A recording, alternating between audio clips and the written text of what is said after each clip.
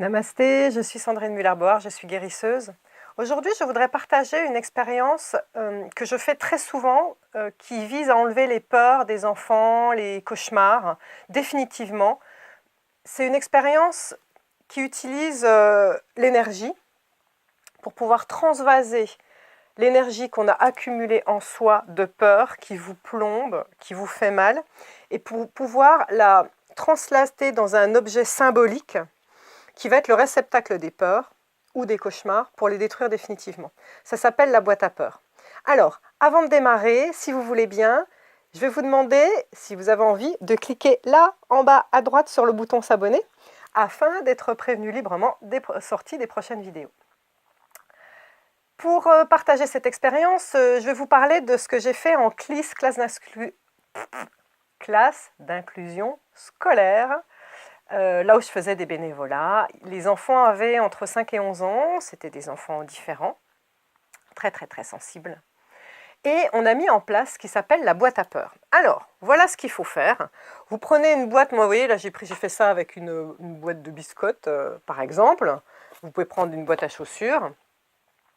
Ce qu'on avait fait lors d'un après-midi de loisirs créatifs, on avait fait des dessins. Et j'avais demandé aux enfants de faire des monstres, mais horribles, tous les plus horribles les uns que les autres. Donc quand vous faites ça avec votre enfant, amusez-vous, prenez un moment de calme entre vous et faites des monstres, mais terribles, riez-en. Ah mais, oh là là, il fait peur, il est horrible, il est moche ton monstre. Vraiment, riez-en. Et vous allez appeler cette boîte, donc la boîte à peur, il va falloir faire une petite encoche dedans. La boîte à peur, la boîte à cauchemar, j'ai une amie qui a appelé ça avec sa fille la boîte à merde. Moi je trouve ça rigolo parce que comme c'est une boîte qui va être le réceptacle de choses compliquées pour les enfants, je trouve que les autoriser ponctuellement, juste dans ce cas précis, à utiliser un gros mot, c'est bien parce que justement on va y mettre des choses horribles, donc c'est très intéressant. Une fois que vous avez fait cette boîte, eh bien, vous la laissez de côté et vous allez expliquer qu'un jour vous y aurez recours quand l'enfant aura des peurs ou des cauchemars. Donc on avait fait cette boîte dans la CLIS et puis elle attendait d'être utilisée un jour. Et un mercredi après-midi, j'arrive, non c'était les mercredis matin, j'arrive à la CLIS et je vois Victoria qui avait 7 ou 8 ans à l'époque, en larmes. Elle en tremblait, la pauvre, parce qu'elle n'arrivait pas à faire un exercice de maths et le prof avait été dur avec elle et elle vivait un tsunami émotionnel. Donc là, je regarde le maître et je lui dis « Est-ce que vous me donnez l'autorisation? C'est maintenant ou jamais qu'il faut justement mettre en place cette boîte à peur. » Donc je prends à part Victoria et je lui dis « Tu vas me faire un dessin, mais je veux que ce soit moche, je veux que tu me fasses un monstre, quelque chose qui te fait peur, quelque chose d'horrible, qui représente tout ce que tu ressens là en ce moment à l'intérieur, toute cette peur, toute cette détresse, toute cette colère, tout ce qui te rend malade dans ton corps, tu vois, on va le représenter sur une feuille. » Donc Victoria me fait un dessin qui ressemble à peu près à ça. Et pendant qu'elle le faisait, ce qui est important, c'est que vous en riez et que vous preniez peur. C'est-à-dire pendant qu'elle le faisait, je lui disais « Ah, mais il est horrible, il me fait peur, au secours !» Et donc elle riait à travers ses larmes de temps en temps, en même temps qu'elle faisait le dessin. Et déjà, ça commençait déjà à détourner un petit peu l'attention des choses horribles qu'elle vivait, le fait de dessiner ce dessin-là. Alors, si c'est les cauchemars, n'hésitez pas à avoir la boîte à cauchemars à côté du lit et vous le faites au moment du cauchemar la nuit, d'accord? Il faut avoir des crayons, la feuille de prête pour que l'enfant le fasse à ce moment précis. Ça, c'est important. Donc, elle me fait son dessin, son monstre, et là, ce que je lui ai demandé, je lui ai dit maintenant, tu vas le déchirer. Ce qui est important, c'est que l'enfant prenne le dessus sur sa peur. À partir du moment où il le déchire, il va utiliser une énergie qui fait qu'il va vaincre, mais littéralement, concrètement, cette peur. Donc Victoria, voilà, hop, allez encore, encore, et puis elle pleurait, elle riait, et puis j'étais là, allez, des petits confettis, tu déchires, fais-en plein, allez, déchire, déchire. Et donc on a déchiré ce petit monstre, et qu'est-ce qu'on a fait après? On l'a mis, dans l'encoche on l'a mis à manger dans l'encoche de la boîte à peur, les uns après les autres. On l'a donné la peur à manger à la boîte à peur.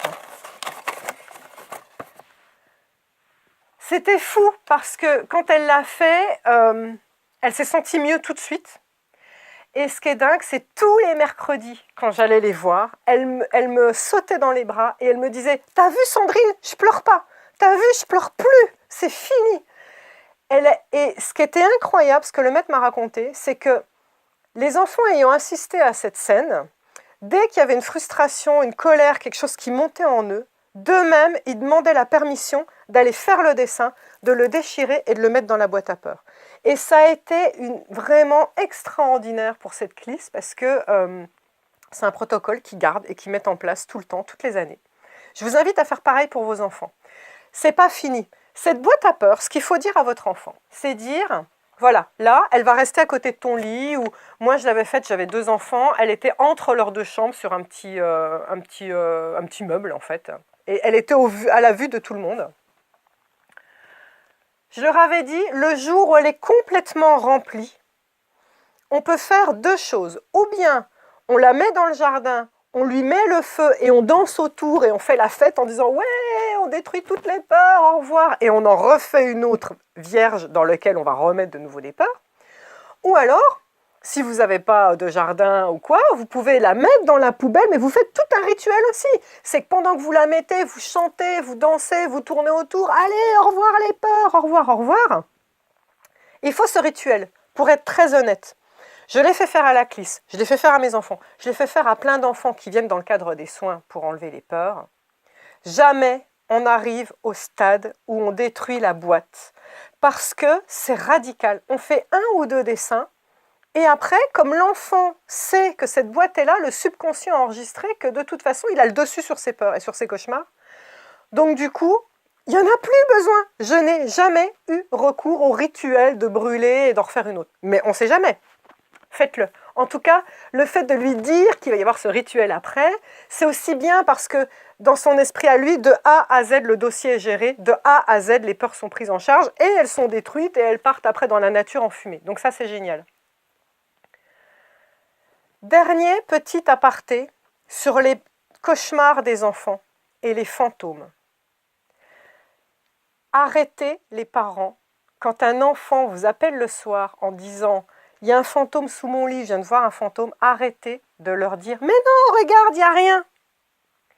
Les enfants, la grande majorité des enfants, voient les fantômes et c'est vrai, c'est réel. Ce sont des âmes errantes, ce sont des personnes qui sont décédées, qui n'ont pas encore vu le tunnel de lumière et qui ne sont pas parties là-haut dans la lumière, donc qui errent momentanément sur Terre. Les enfants ont des dons de médium, ils les voient. Donc leur dire « mais non, il n'y a rien », c'est terrible, vous êtes en train de nier un ressenti. Donc même si votre enfant vous dit « j'ai peur parce que j'ai vu un fantôme », n'allez jamais contre ce ressenti. Vous lui direz « oh là là, mais c'est terrible, il n'a rien à faire là ». Vous allez dire d'une voix ferme « il n'a rien à faire là, moi je ne veux pas qu'il te fasse peur. Alors tu sais quoi, on va le faire dégager ». Et donc, faites le même genre de rituel, prenez un balai, et puis vous faites « Allez, oust, dégage !» et vous balayez dans l'air, ou vous prenez un torchon, puis vous tapez l'air en disant « Allez, va-t'en, on ne te veut pas ici !» Bon alors, en vrai, comment dire, plus on les ignore, moins ils viennent.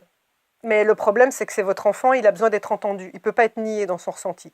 Donc, vous avez la façon de les faire partir, c'est ça, c'est d'être ferme, comme vous feriez qu'un enfant qui est désagréable, en lui disant « on ne veut pas de toi, tu t'en vas ». Voilà. Ça va de toute façon calmer l'enfant. Moi, je sais que ma fille de 3 ans à 7 ans m'a parlé d'un monsieur qui venait avec des bottes et une cape. Et des fois, le matin, je lui disais « comment ça va ?» Elle me disait « ouais, j'ai pas bien dormi parce qu'il y avait le monsieur avec la cape qui est revenu ».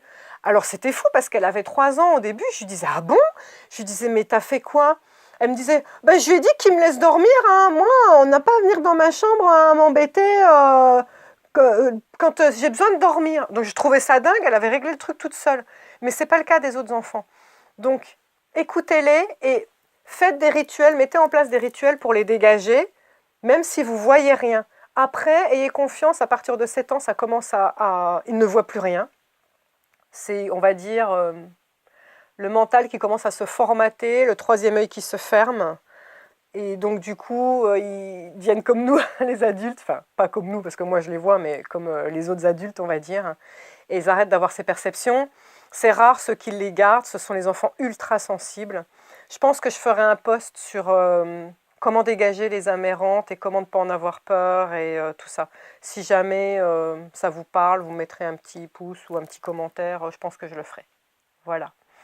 Bon loisir créatif et puis à bientôt pour une prochaine vidéo. Namasté.